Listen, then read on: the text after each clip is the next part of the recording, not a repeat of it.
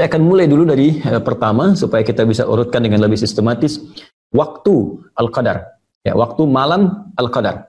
Jadi kalau kita sudah sebutkan Lailatul Qadar, kita bisa tutup kalimat malamnya karena Lailah itu sudah berarti malam, ya, malam istimewa.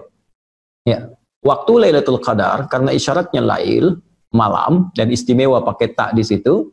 Malam itu dibatasi dari mulai ba'da isya.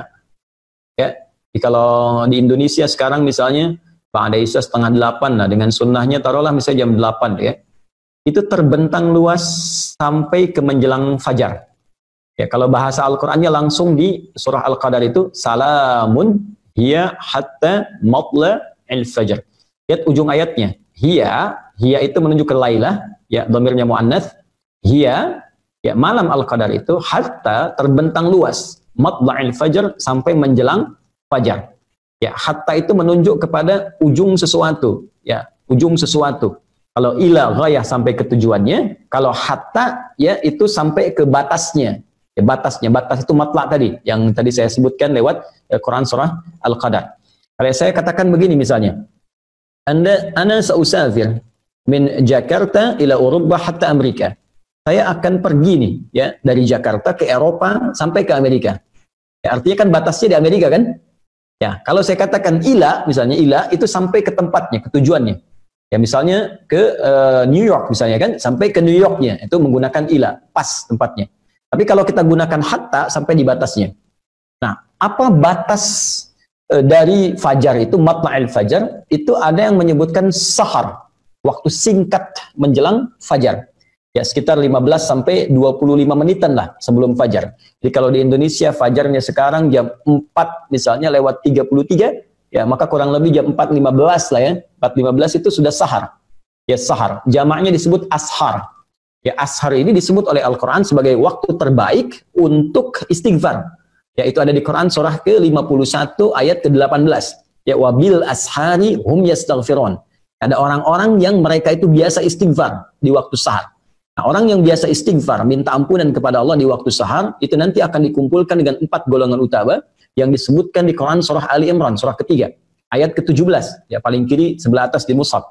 As-sabirina, was-sadiqina, wal-qanitina, wal-munfiqina, wal-mustaghfirina bil ashar. Ya, as-sabirina orang-orang sabar, as-sadiqina orang-orang jujur, wal-munfiqina dan orang-orang yang sering infak. Ya, wal-qanitin sebelumnya orang-orang yang khusyuk dalam salat itu akan sesurga dengan orang-orang yang sering istighfar di waktu sahar. Jadi ada yang membatasi matla' itu awal mula akan muncul fajar, jadi berakhirnya waktu sahar, ya, sahar 15 menit, 20 menit sebelum waktu tibanya fajar, ya. Kemudian dibentangkan ke belakang, lail, dari ba'da isya. Jadi sebetulnya luas. Ya, dari jam 8 ke atas lah, sampai terus kalau waktu Indonesia 4/4. Itu luas.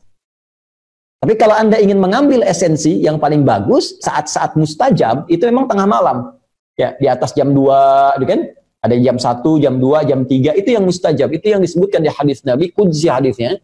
Dan golongan pertama yang menerima dari Nabi itu 30 orang, sahabat utama.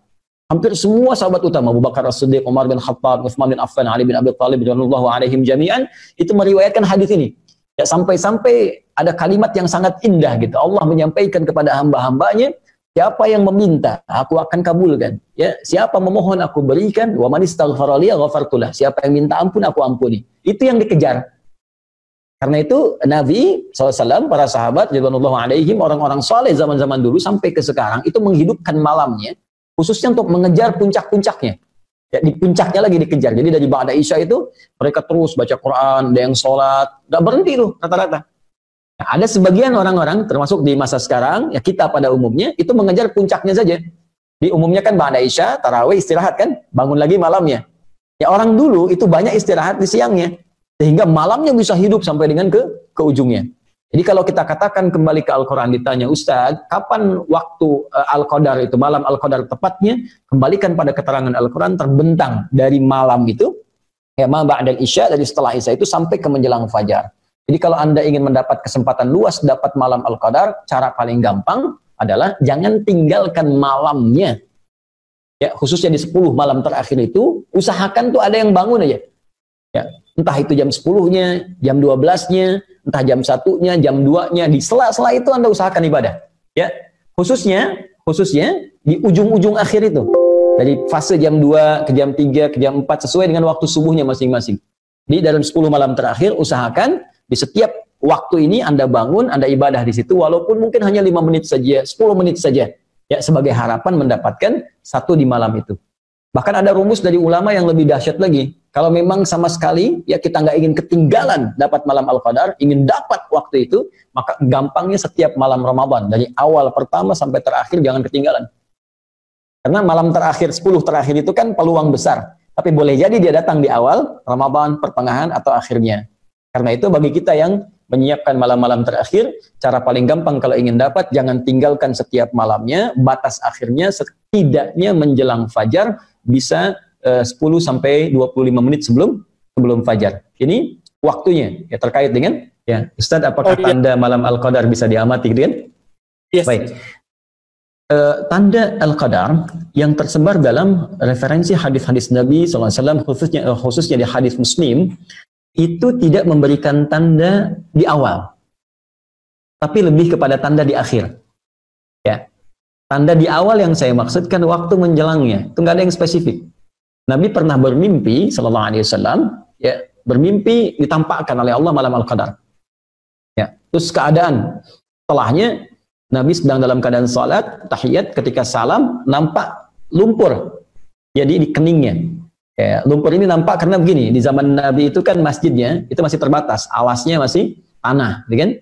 Kemudian tiang-tiangnya pelepah kurma, atapnya itu dari daun-daun kurma. Jadi kalau memang hujan ya hujan, bocor basah. Nah, jadi ketika hujan itu basah, pasti orang sholat itu ini kotor, ya bagian atasnya kotor. Gitu. Kalau panas ya panas. Ada sebagian sahabat yang sampai menghamparkan kayak sapu tangan untuk bisa menahan panasnya saat sujud. Anda bisa bayangkan dalam kondisi seperti itu masih semangat menunaikan sholat. Ya, ini dalil kebolehan perempuan pakai mukena, walaupun ada sedikit ya yang menghalangi dengan keningnya. Ini bukan penghalang sebetulnya, yang mukena itu. Ya, ini disampaikan dalam satu riwayat tadi yang sahabat menghamparkan semacam sapu tangan untuk bisa menjembatani dengan tanah. Ini diambil oleh para ulama kebolehan mukena, ya, walaupun akan lebih bagus kalau dibuka sehingga ini bisa nempel, tapi kalau tertutup tidak sengaja karena batas yang kecil tidak ada masalah, termasuk kebolehan dalil menggunakan sajadah. Nah, poinnya ketika Nabi SAW bangun, itu oleh Allah dibuat gaib, dibuat lupa. Ya, waktunya kapan? Malam keberapakah? Apakah pertama, kedua, terakhir? Oleh Allah Subhanahu wa Ta'ala dibuat lupa. Tapi tanda itu masih nampak. Saya kata Nabi SAW itu tampak di kening saya itu ada lumpur.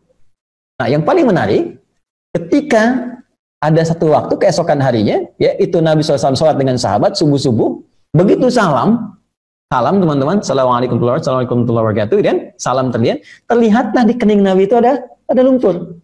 Maka sahabat baru menyadari, Allah, tadi malam Al-Qadar ya. Tadi malam Al-Qadar, tadi malam Lailatul Qadar gitu kan. Nah, dari sini ada yang sebagian mengambil ya kesimpulan bahwa itu ditandai dengan hujan sebelumnya, ya kan? Tandai dengan apa? Tapi sesungguhnya nggak ada narasi seperti itu. Ya, narasi-narasi yang disampaikan tanda kebanyakan setelahnya. Ya, bisa ada hujan, bisa cuaca cerah, bisa jadi karena mungkin peristiwa spesifik pada zaman Nabi saja pada saat itu keadaannya mungkin hujan, ya. Boleh jadi di masa-masa yang berbeda mungkin tidak hujan. Ya, mungkin keadaannya nyaman, tenang. Nah, hanya ada digambarkan bahwa malam Paskah itu oleh Al-Qur'an disebutkan kalimatnya salam. Salam, tenang, damai. Nah, ini jadi ada feel ya yang diberikan ke dalam perasaan kita. Jadi kata Allah tuh, feeling kita di hati tuh malam ini kok beda ya. Salamun. Lihat di surah Al-Qadar di ujung ayatnya. Salamun hiya hatta matla'il fajr. Salamun. Malam itu begitu tenang, damai. Jadi ada suasana satu malam yang terasa bagi sementara orang itu kok enak banget ya. Ibadahnya enak, nyaman, berdoa tuh kayak khusyuk gitu. Nah, itu ada yang menyebutkan dari sini itu tanda yang diberikan oleh Allah ke dalam jiwa kita. Ya. Baik, dan keesokan harinya itu digambarkan suasana alam. Ini kalau ini benar riwayatnya ya, lebih tenang, kemudian nggak terlalu mendung, nggak terlalu terang, kelihatan tumbuh-tumbuhan tuh sejuk, gitu kan? Kayak habis bersujud, kayak habis tenang kan. Kenapa digambarkan begitu tenang? Karena di Al-Qur'an disebutkan riwayat ya dalam firman Allah Subhanahu wa Ta'ala bahwa malaikat turun semua. Tanazzalul malaikatu warruhu fiha. Allahu akbar. Ya, roh itu kan malaikat Jibril. Malaikat Jibril itu tugasnya selesai ketika Nabi wafat untuk memberikan wahyu. Tapi hanya 1 kali dalam setahun turun, ya, dalam malam Al-Qadar.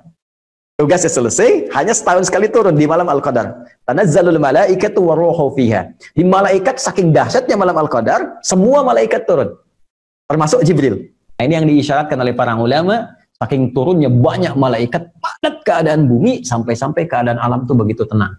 Berisik nggak ada, angin berisik tuh nggak ada, ya ribut-ribut nggak ada, teduh. Kenapa? Banyak malaikat yang turun.